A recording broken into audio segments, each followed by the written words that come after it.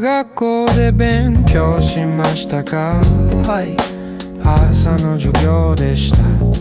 本当に忙しいです。本も読みました。辞書も使いました。宿題もありますか？はい、毎日あります。今日何を習いましたか？日本語を習いました。書きます、読みます、毎日習います。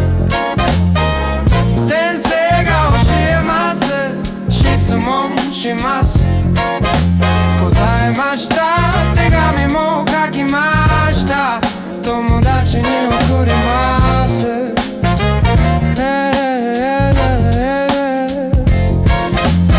友達は日本に住みますか？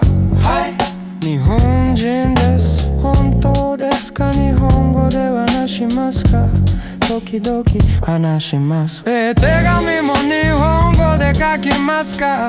はい、少し書きます。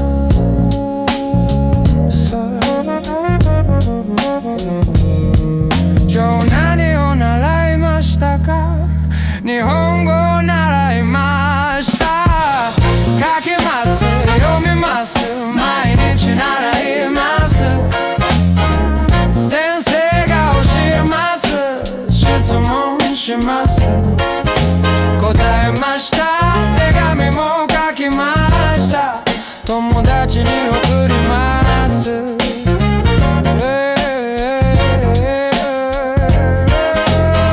母に手紙を送りました。です。母も日本語を習いますか？はい、私が教えます。一緒に勉強します。書きます、読みます、毎日習います。